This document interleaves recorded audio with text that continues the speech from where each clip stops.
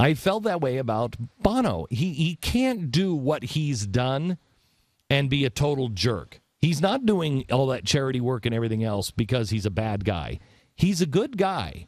He's just misguided by going to the governments and saying bail out. Well, let me play some audio. And I believe this is the moment that the left had in 1968 or 69 with John Lennon and Revolution, when he answered back and said, you're going down the wrong path. Listen to the left icon of Bono, who they will, by the way, now say he was never an icon of the left. Listen to what he just said about capitalism. Things here aren't just about them.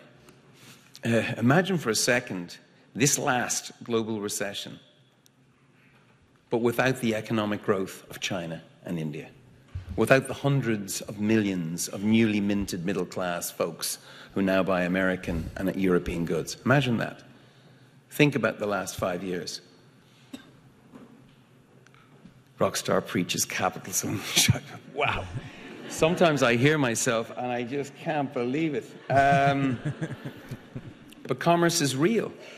That's what you're about here. It's real. Aid is just a stopgap. Commerce, entrepreneurial capitalism takes more people out of poverty than aid. Of course, we know that. Do you hear that? Wow. I love that. that. Is You hear something that? else. Aid is just a stopgap. See, here's what the president is so screwed up on. Wow. The president is saying that the best, I mean, all of his minions are saying this. The best thing we can do for job growth, the best thing we can do for people is put them on aid. No, that's a stopgap. That is to go in and rescue somebody when they are in panic situation. It's a last resort. Right. And it's a temporary fix. You want to get off the aid as quickly as possible. Look, you know, there's anybody who is in constant pain knows this. And any doctor will tell you, if you have really bad pain, sometimes the drugs will kill you. What's the stuff? Fentanyl that your mom was on. Is she still on it? Okay. You'll never get off fentanyl. I mean, it is an end-of-life drug. It is when your life and your pain is so bad and you're going to die anyway, put them on fentanyl. It takes away the pain.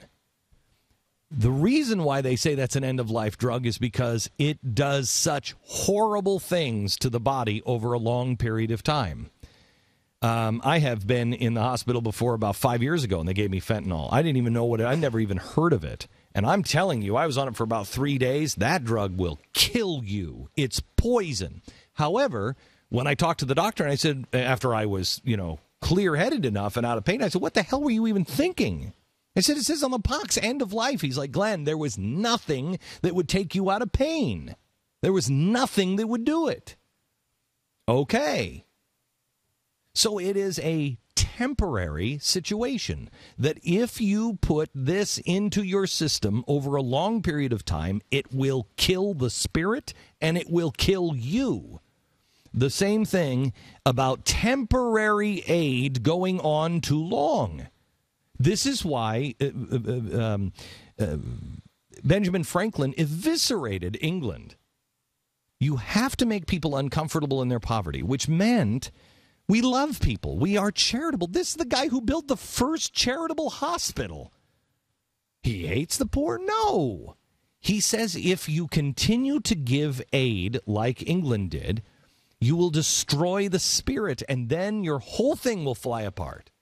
Here's what Bono is saying. That's an emergency.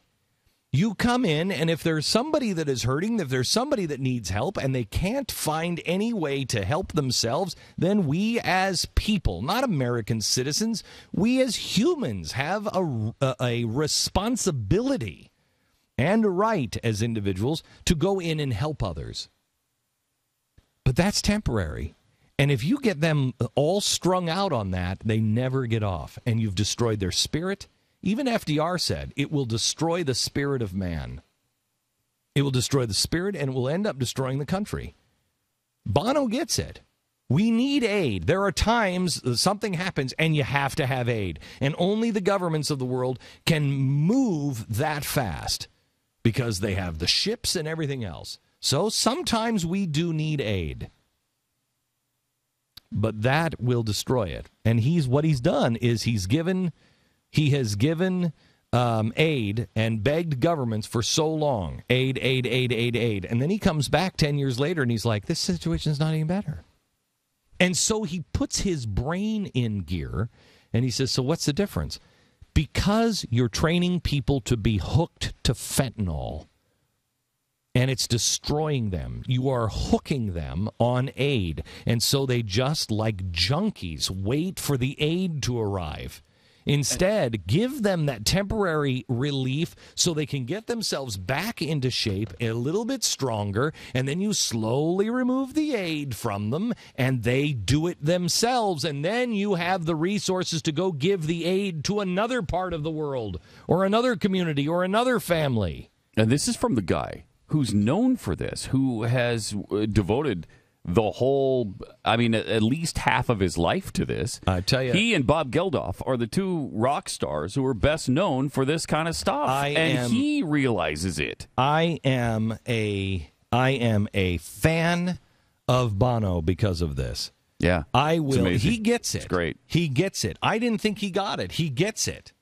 Well, there too many people get lost, and this is a problem with Christianity a lot of times. People get lost in the Jesus part of, hey, we got to love our brother. Yes, we do. But sometimes the tough part of love is having them get up themselves. And and Jesus never said the government has to do it. He says you have to do it. If you care so much, be Bono. Look at how much time and money Bono puts on aid. Look at that, and look at the slings and the arrows he has taken. And then he has the balls to come out and say, look, I can't believe I'm even saying this. This isn't the guy I've wanted to be, but this is the truth. It's fantastic. If I was on the left, I got news for you.